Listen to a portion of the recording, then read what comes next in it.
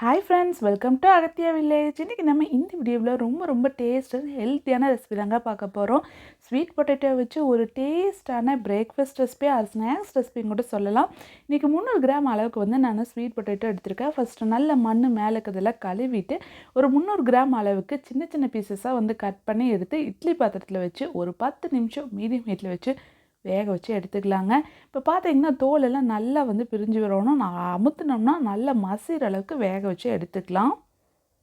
இப்போ மேலே இருக்கிற தோலெல்லாம் நம்ம ரிமூவ் பண்ணி எடுத்துடலாங்க. தோல் எடுத்துகிட்டு ஒரு பவுலில் சேர்த்துக்கலாம். ஒரு மேஷர் வச்சு நல்லா மேஷ் பண்ணி எடுத்துக்கலாம். மேஷ் பண்ணாலும் சின்ன சின்ன கட்டிகள் இருக்கிறக்கு வாய்ப்பு இருக்குது. அதனால் வந்து நல்லா கையிலேயே வந்து நல்லா மசிச்சு விட்டுக்கலாங்க. நான் ஒரு 300 கிராம் அளவுக்கு வந்து எடுத்துருக்கேன். தோலெல்லாம் ரிமூவ் பண்ணிவிட்டு பார்க்கும்போது ஒரு 250 கிராம் அளவுக்கு ஸ்வீட் பொட்டேட்டோ இருக்கும். இது கூட ஒரு 250 கிராம் அளவுக்கு வந்து இடியாப்பம் மாவு எடுத்துக்கலாம். ஒரு 1/4 டீஸ்பூன் உப்பு கூட ஒரு 2 டேபிள் ஸ்பூன் அளவுக்கு வந்து நெய் எடுத்துக்கலாங்க.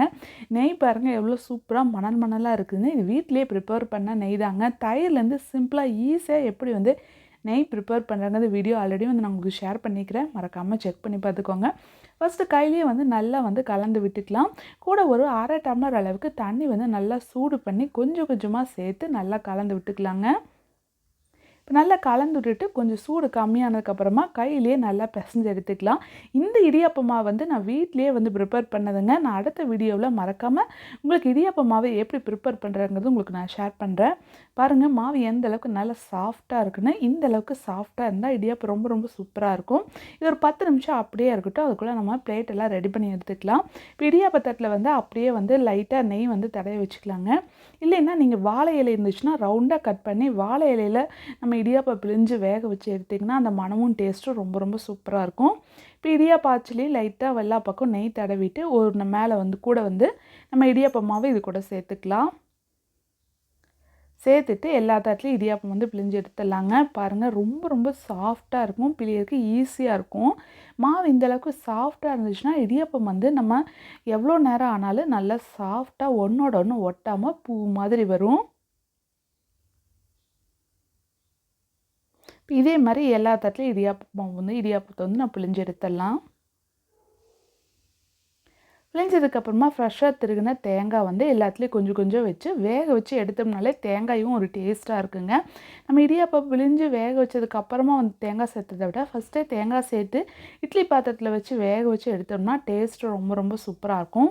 பாருங்கள் ரொம்ப பூ மாதிரி பார்க்குறக்கே சூப்பராக இருக்குது. இது வந்து இடியாப்ப தட்டில் வச்சுட்டு இட்லி பாத்திரத்தில் எப்பவும் போல் தண்ணி கொதிச்சிடுமே, ரொம்ப அதிகமாக தண்ணி இல்லாமல் மீடியமாக தண்ணி வச்சு மேலே மூடி போட்டு மூடி 5லேருந்து ஒரு 8 நிமிஷம் வந்து மீடியம் ஹீட்டில் வச்சு வேக வச்சு எடுத்தோம்னா சூப்பராக ரெடி ஆயிருங்க. அதுக்குள்ளே நம்ம ஒரு மிக்ஸி ஜாரில் 1/2 கப் அளவுக்கு ஃப்ரெஷ்ஷாக திருகின தேங்காய், அது கூட ஒரு 2 ஏலக்காய் சேர்த்துக்கலாங்க. கூட ஒரு 4 பாதாம் சேர்த்துட்டு கொஞ்சம் சூடான தண்ணி சேர்த்து அரைச்சி எடுத்துக்கலாம். பாதாம் சேர்க்கும்போது தேங்காய் பால் வந்து கொஞ்சம் கெட்டியாக சூப்பராக இருக்கும். கொஞ்சம் வெகுப்பான தண்ணி சேர்த்து அரைக்கும்போது தேங்காய் பால் வந்து ஈஸியாக பிரிஞ்சு வந்துடும். இப்போ ஒரு ஃபில்டர் வச்சு வடிகட்டி எடுத்துக்கலாம். மறுபடியும் கூட நம்ம மிக்ஸி ஜாரில் சேர்த்து இன்னும் கொஞ்சம் தண்ணி சேர்த்து அரைச்சி எடுத்துக்கலாங்க. கூட ஒரு 2 டீஸ்பூன் அளவுக்கு நாட்டு சக்கரை சேர்த்து நல்லா கலந்து ரெடி பண்ணி எடுத்து வச்சிடலாம். இப்போ பாருங்கள் ஒரு 8 நிமிஷத்துக்கு பக்கம் ஆயிடுச்சு. நல்லா வந்து இடியாப்பம் பூ மாதிரி வெந்து வந்துடுச்சு. பாருங்கள் ஒன்று எடுக்கும்போதே நல்லா தெரியும். நல்லா சாஃப்டாக சூப்பராக இருக்குது. ஒரு 10 நிமிஷம் ஆறுனதுக்கப்புறமா பிளேட்லேருந்து நம்ம எடுத்து வச்சுக்கலாம். பாருங்கள் ஒன்றோட ஒன்று கொஞ்சம் கூட ஒட்டல. நல்ல பூ மாதிரி டேஸ்ட்டும் சூப்பராக இருந்துச்சுங்க. நம்ம வந்து ஒரு 3 to 4 ஹவர்ஸ் மேலே ஆனாலும் கூட இது கொஞ்சம் கூட வந்து கெட்டியாகாது. டேஸ்ட்டும் ரொம்ப சூப்பராக இருக்கும். இது கூட நம்ம காரக்குழம்பு கொண்டக்கடலை குழம்பு சால்னா வச்சு சாப்பிட்டாலும் நல்லாயிருக்கும். அல்லது ஸ்வீட்டாக தேங்காய் பால் கூட நாட்டு சக்கரை சேர்த்து சாப்பிட்டாலும் ரொம்ப சூப்பராக இருக்கும். நாட்டு சக்கரைக்குமே கூட தேங்காய் பால் தேங்காய் சேர்த்து சாப்பிட்றப்ப டேஸ்ட் ரொம்ப சூப்பராக இருக்குங்க. குட்டீஸ்க்கு செஞ்சு கொடுங்க. இந்த வீடியோ உங்களுக்கு பிடிச்சதுன்னா லைக் பண்ணுங்கள் அண்ட் ஷேர் பண்ணுங்கள், கமெண்ட் பண்ணுங்கள். மறக்காமல் இந்த டிஷ் வந்து செஞ்சு பார்த்துட்டு எப்படி இருக்குன்னு கமெண்ட் பண்ணுங்கள். தேங்க்யூ ஃபார் வாட்சிங்.